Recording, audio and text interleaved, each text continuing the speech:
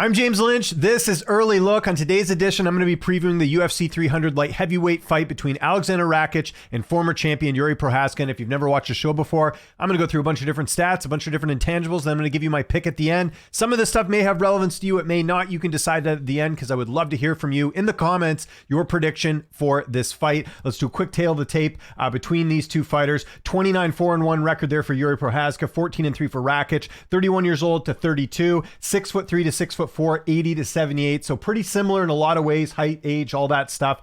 Just Jiri having a little bit more experience overall than Aleksandar Rakic. And we're going to start first with the former light heavyweight champion, Jiri Prochazka.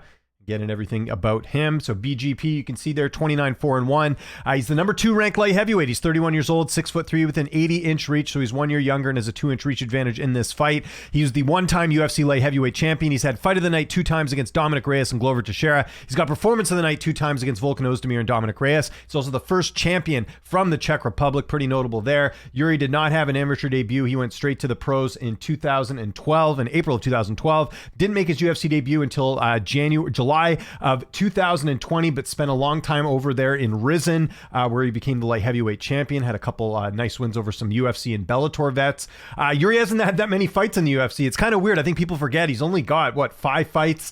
4 fights in the UFC, right? 1, 2, 3, 4. 4 fights, which is just crazy. A bunch of reasons for that, but pretty incredible what Jiri's been able to do, just 4 fights in the octagon.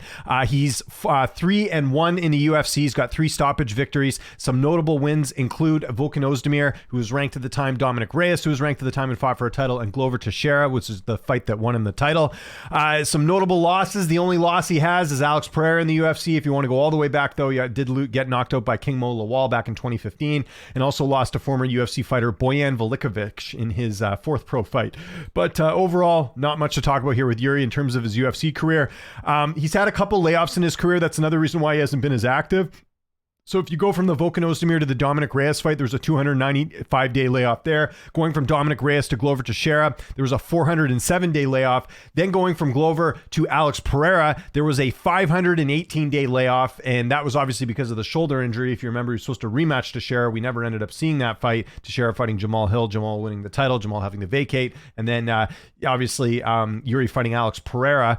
And there's going to be just a 154-day layoff between Alex Pereira and Aleksandar Rakic. Is that too soon? That's one thing to consider here. He was knocked out in that fight, and we know Jiri does get hit a lot. We'll talk more about that in the stats, but just a 154-day layoff between Pereira and Aleksandar Rakic. Jiri's never gone the distance, so no controversial decisions. And other than that shoulder injury, he really hasn't had any major injuries that have taken him out of any other big fights here.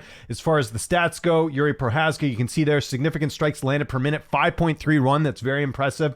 Striking accuracy is at 55%, so he does hit the target more often than not. His striking defense is at 40%. He does get hit. I mean, you go back to the Dominic Reyes fight. He was actually knocked out in that fight, came to, and then ended up finishing Dominic Reyes in that matchup. His takedown average is 0.61. Doesn't do a lot of takedowns. His takedown accuracy is at 50%. His takedown defense is at 68%, which is interesting, although I don't know how many takedowns we'll see in this fight. But there's everything you need to know about Jiri Prochazka, the former light heavyweight champion. Let's get into the challenger, or I shouldn't say the challenger, his opponent here, Aleksandar Rakic. You can see 14-3 record there. Was supposed to fight Jan Blachowicz at UFC 297. Obviously, Blachowicz suffering an injury, and they rescheduled him to this fight. He's currently ranked number 5 in the division. He's 32 years old, 6'4" with a 78-inch reach. So he'll have a 1-inch height advantage in this fight. Jiri has all the other advantages there. He's a BJJ brown belt, and he's got performance of the night 1 time against Jimmy Manua. Like his opponent, he did not have an amateur debut. He went straight to the pros in October of 2011, made his UFC debut in August of 2017, which was against Frasimir Barroso. So that was he's obviously been in the UFC longer there in terms of UFC experience. Rakic is 6-2 in the UFC.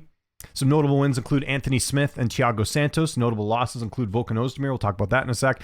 And Jan Blachowicz, which was more of an injury. We'll talk about that in a sec. And then in terms of the first fight with Jan. Oh yeah, sorry, the layoff. We got to talk about that. Big layoff coming into this fight. It's going to be 700 days.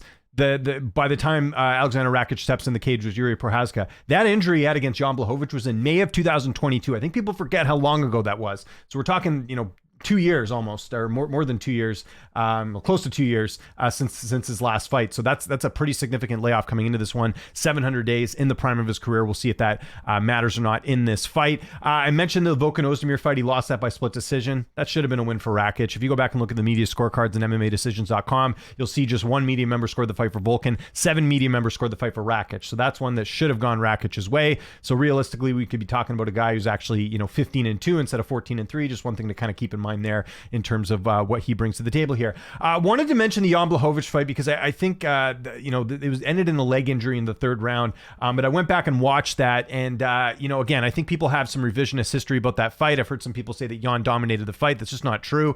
If you go and actually watch it, round one, Blachowicz threw a number of leg kicks, but got cut by Rakic early. He actually clipped Rakic at one point, but kept pushing forward. That first round definitely went to Jan Blachowicz, but it was a 10-9 round, not a 10-8 or anything like that. The second round, I thought Rakic took. He got a takedown. He threw some punches and elbows. He controlled Jan well on the ground. However, Jan did get back to his feet, but that was a 10-9 round for Rakic. And then the third round, Jan threw a couple legs kick, a few jabs, and then Rakic got hurt. So it was a pretty even fight going into the third round. You can't really take too much away from that. But again, we know Blachowicz has knockout power. I think Rakic actually looked pretty good in that fight, and who knows how that was going to go. And I was very curious to see how the rematch would have gone. We're not going to get to see that now, but a very close fight between Rakic and Blachowicz. Just wanted to mention that because, again, that's the last time we saw Rakic in the cage. Let's look at the odds right now. You can see, forgot the stats here for Aleksandar Rakic. My bad. Skipped right over that. Aleksandar Rakic's stats are the following: 4.01 striking, significant strikes landed per minute, so less than Jiri. Striking accuracy is at 50%. Striking defense is at 53%, so better striking defense than Jiri. Takedown average is also higher than Jiri at 0.82. His takedown accuracy, though, only 25%, so probably won't get a takedown here. And his takedown defense is at 90, although I don't think Yuri's going to try and go for the ground, but we'll see there. Let's get to the odds. You can see most books having Aleksandar Rakic as a slight favorite. -125, around there. Jiri, in some books, plus money or very close to even in terms of the odds and how we go. And then the Tapology picks are a much different story here. Check this out. So if you go look at how fans are voting ahead of this fight, you'll see there 81% of people picking Jiri Prochazka, just 19% picking Rakic. I haven't really seen that before. Usually you get numbers similar to what the odds are right now. And remember, the odds makers set the line and then the public bets that. So maybe that's a case of the public betting that line up. I'm not sure. But either way, a little bit mixed results in terms of who people picking. Okay, so which way am I going in this one? If you've watched this channel for a long time, you know how highly I think of Jiri Prochazka. I'm picking him here. I can't go against him. I can't go off just one bad performance in his last fight against Alex Pereira. And here's a couple of the reasons why I like Jiri. And let me just say that I think Jiri wins by second round knockout. Now, look, I know it's difficult because you're talking about a guy in Aleksandar Rakic. If you look at his losses here, they're decisions. That was a leg injury. Don't really want to count that as a TKO loss. He's never really been finished like decisively, right? So that's a tall task. But again, we're talking about Jiri Prochazka, who never goes the distance. He always finishes his fights. It hardly ever hits the scorecards. In fact, has he even gone the distance in his career? I don't think he has, at least not recently. 3% of his wins are by decision. 86% of his wins are by knockout. So if you look at a theme here with Jiri's career, he typically finishes either really early or more typically the second round. Glover was a fifth round finish, but Glover's extremely durable. It's also possible this goes the distance, but I'm going to stick with round two because that seems to be the magic number for Jiri in the UFC when it comes to finishing his opponents. What it really comes down to is this. I think Jiri is a very difficult matchup for a lot of fighters in the division. I think he's got a really unorthodox style that's hard to train for. Jiri's fast. I know he's coming off he had the injury last year and he had a bit of a layoff going into the Pereira fight. But you look at the guys that he's fought and the fact that they haven't been able to take him out. Pereira's the only guy that's been able to finish him in the UFC. And you look at even prior to that, Jiri's last knockout loss was way back in 2015. If you look at Rakic, he's not much of a finisher, right? Like he couldn't finish Anthony Smith. He couldn't finish Thiago Santos. That doesn't lead me to believe that he'll be able to knock out Jiri Prochazka. And if he can't knock out Jiri, I tend to think Jiri will outland him more and he'll land more significant shots there. I kind of think that's the way we're going with this fight because I think Jiri's just going to be too unorthodox. The other big factor is obviously the layoff. 700 days, that is a huge layoff going into the fight. That's something I probably underestimated in the fight with Alex Pereira for Jiri Prochazka, where Jiri maybe didn't have his best performance because of the layoff. 700 days is an extremely long time. This isn't Dominic Cruz. This is Aleksandar Rakic in the prime of his career, trying to get this win here. So yeah, I'm going to be going with Jiri Prochazka. I'm going against the odds here. Like I said, either second round stoppage or maybe decision in this one, but I think he will get it done. I'm not giving up on Jiri yet. It is concerning he takes so much damage, but he's fighting a guy who does not finish a lot of high caliber opponents. So that's really what I'm basing this on. If Rakic wins, I think he'll win by decision if he does do it. And that would be just if Jiri has really taken a step back since the injury and the loss and everything else. I'm not counting Rakic out of this fight. I actually, I thought Rakic was actually going to beat Jan Blachowicz in his last fight. It was very, I felt like he was going to get it done in that one. But yeah, overall, I think that Jiri Prochazka will win this fight, and I think he will get it done. So I want to know what you guys think in the comment section below. I want your prediction. I don't just want your pick. How do you think the fight plays out? Would love to hear from you and how you think this one is going to unfold. Follow me on Twitter, TikTok, Instagram, YouTube, at Lynch on Sports. It's always the same handle. If there's any other fights that are coming up that you want me to preview, let me know. I'm hitting most of the fights for UFC 300 and obviously the title fights and main events that are coming up here soon. But this is one I wanted to get done pretty early because I can't wait. I'm going to be seeing this one live. I'm actually going to go cover the event. And this to me is one of the best fights on UFC 300 and certainly lives up to the billing. So yeah, let me know what you think in the comments. Great talking to you, and I'll talk to you guys soon.